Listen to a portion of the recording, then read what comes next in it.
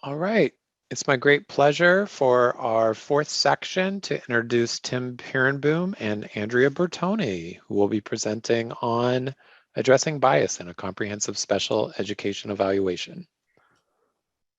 Thank you, Daniel. Next we're going to discuss a few data collection and assessment recommendations to keep in mind when exploring if a student meets criteria for any particular disability category. You'll notice when you look on our comprehensive evaluation webpage that this is right up near the top. It's because it's such an important topic. It's such an important thing for our kids. So today we're just going to be going over some general tips and recommendations. We couldn't possibly cover all the information regarding bias in the time that we have today. We'll definitely be going deeper into assessment and other data collection recommendations in a Dig Deeper module. So today we just want to provide you an overview and direct you to the new resources that are available. So another key component, as I just mentioned, of a comprehensive special education evaluation is a set of documents and resources developed by Dr. Marquita Newell. Dr. Newell's assisted DPI in the past, developing culturally responsive problem-solving guide for schools, supporting teams in providing equitable multi-level systems of support. She also has developed videos and some self-guided modules on culturally responsive problem solving, which are also available on our website.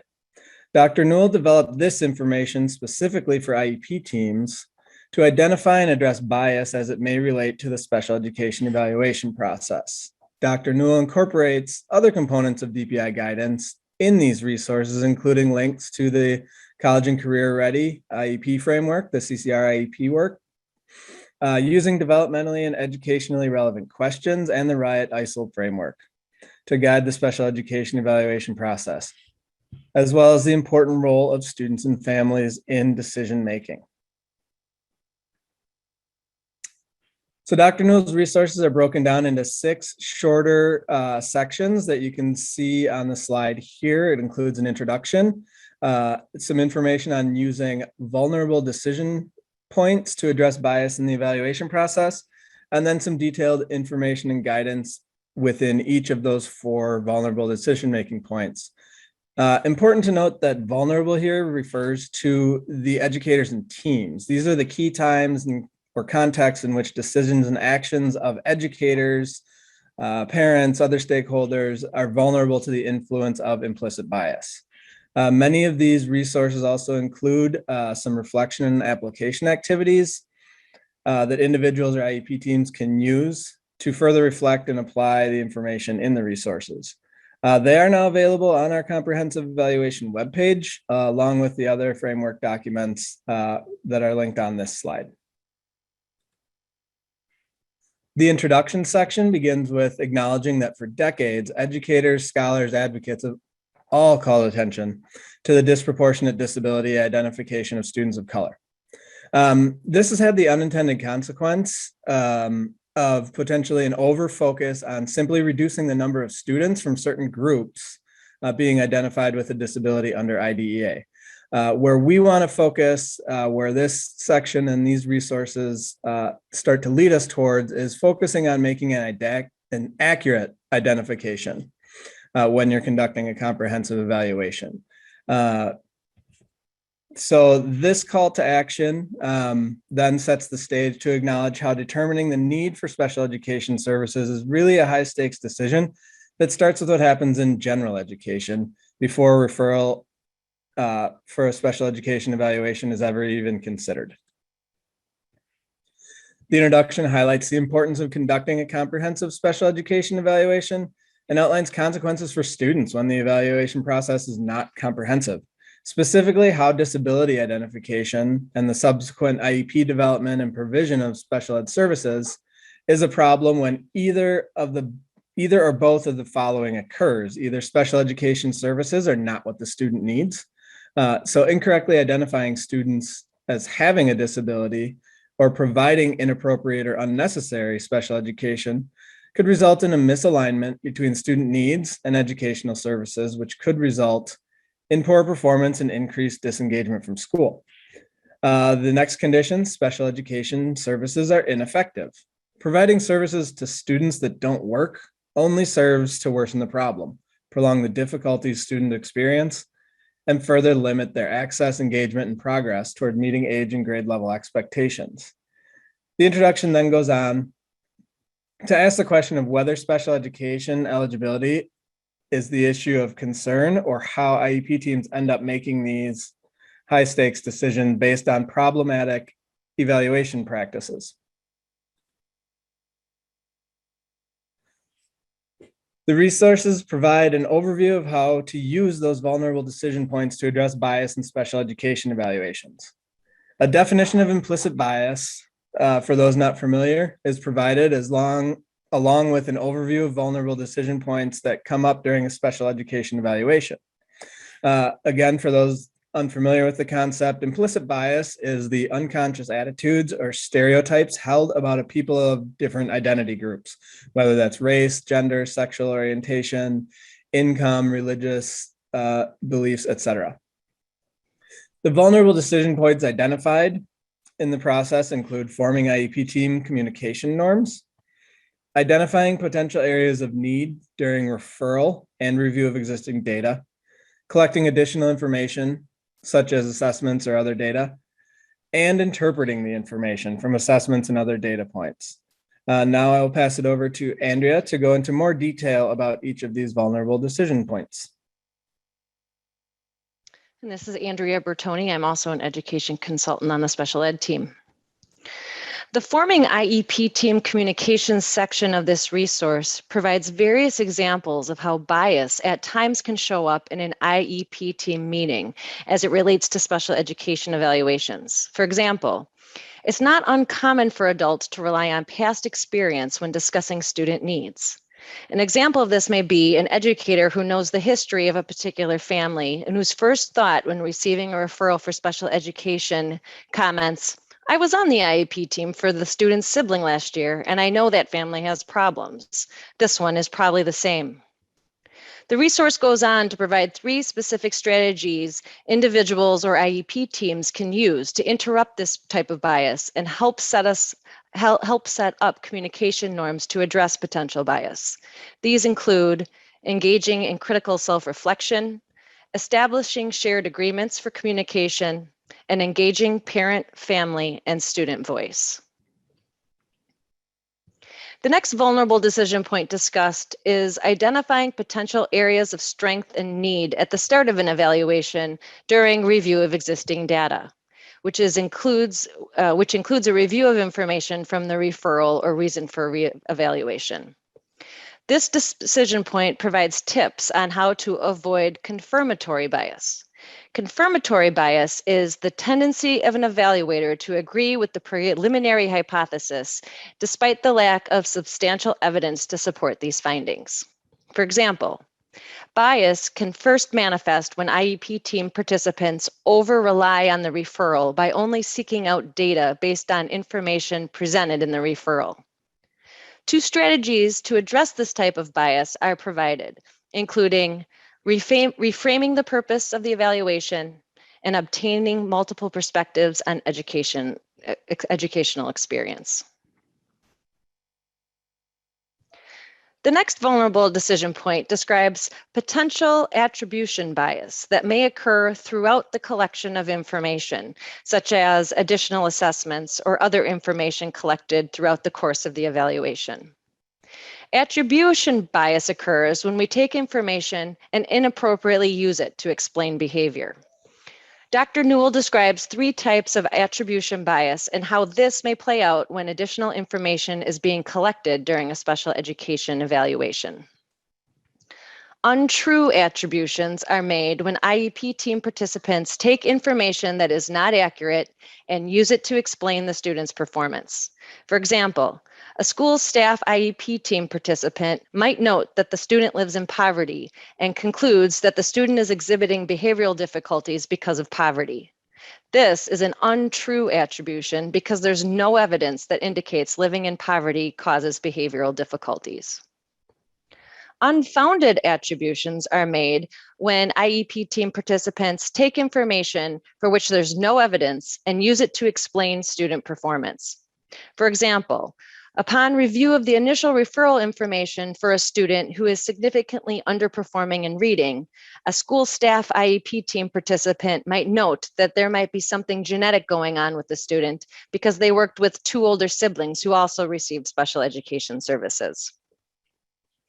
Unalterable attributions are made when IEP team participants take information that educators cannot change and use it to explain performance. For example, upon review of an initial special education referral for a student who is exhibiting behavioral difficulties, a school staff IEP team participant notes that one of the student's parents is incarcerated. This is a factor that cannot be changed. To address potential attribution bias, the strategy provided is for IEP teams to consider utilizing the ICEL framework when planning the special education evaluation. ICEL stands for Instruction, Curriculum, Environment, and Learner. And what the team is to do is to first look at how instruction is being provided, how curriculum, the curriculum that the student is using, the environment in which the student is learning, and to look at all of those as areas that need to be changed before we look at the problem being within the learner.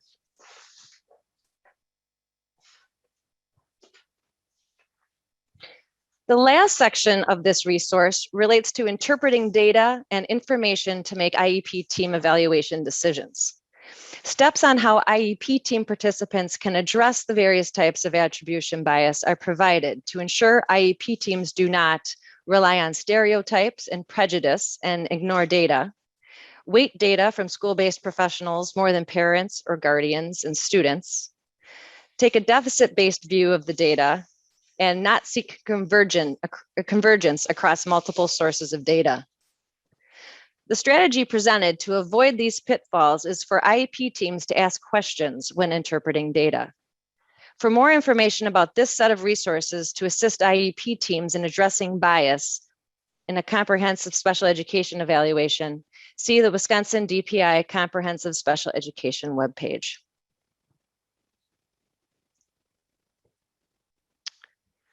To minimize bias, we need to think about what kinds of information or data we collect during additional assessments. This is a framework that is shared in the research article written by Castilla Earls, Bedore, Fabiano Smith, Pruitt-Lord, Rojas, Pena, and Restrepo in 2020. And before we make clinical decisions, we need to make sure that we gather information from each of these areas. We want information from parents, caregivers, teachers.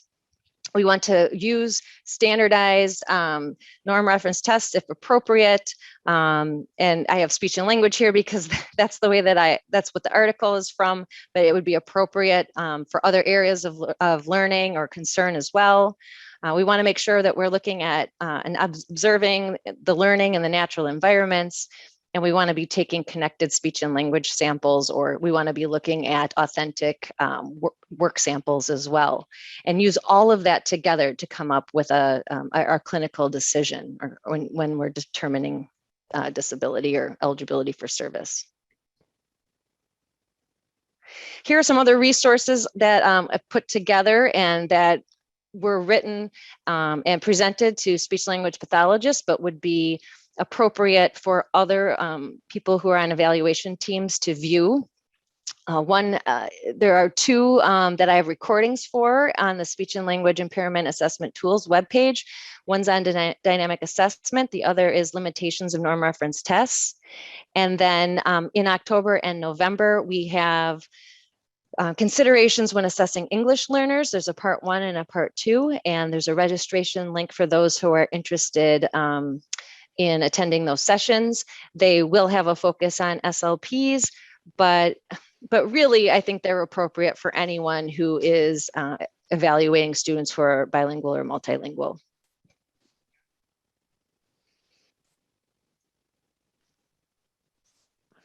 All right, I'm going to bring us home. We wanted to end today, we're at about 4:13.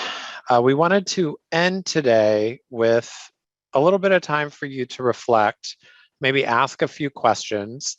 And also maybe tell us a little bit, we're still putting together final touches on the slide deck for part 2 in a couple weeks. So I'm going to go back up and show you some of the objectives there. But for right now, think about how this session content may be applied in your role in special education evaluations, whatever your role may be, whether that's supporting families, whether that is as an evaluator, whether that is an LEA representative or a general or special education teacher who's collecting information, or other roles. Think about how you might apply the content we've learned so far. These are our 4 objectives from today. We talked about the relevance and rationale for why we developed this framework. We talked a little bit about what is meant by a comprehensive special education evaluation. You can tell that that was heavily rooted in both state and federal special education regulations.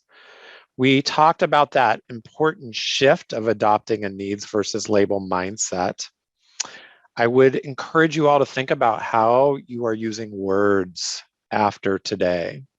Are you talking about autism evaluations? Or are you talking about comprehensive special education evaluations, where you might be considering autism as a disability category? Those words matter. And then the section on addressing potential bias throughout the evaluation process. I also want to quickly point out some of the resources that we have talked about today. You may want to take an additional look. A lot of times we get a lot of questions at webinars, and we may follow up and refer you to some of our bulletins. Our special education evaluation bulletin will certainly have a lot of the questions potentially related to today. There's also a great bulletin on free and appropriate public education as well. We linked in here those additional resources on culturally responsive problem solving. There's some videos and online modules, in addition to the resources that we developed as part of this framework. Resources related to educational equity. Our sample special education IEP forms also have specific guidance that go along with them. Our disability category web pages, CSER IEP learning resources, and special education professional learning events. This link will take you to additional resources and information. And we also have the OSEP Supreme Court information there as well. We encourage folks to sign up to our collaborative special education support email list. That may have been how you found out about today. But if you go and just do a search for email lists, Wisconsin DPI, you'll see all kinds of email lists you might want to join. But if you want information such as the presentation today, I encourage you to join the CLAB support email list. I want to thank everyone for attending today. We really appreciate the questions and comments you put in chat.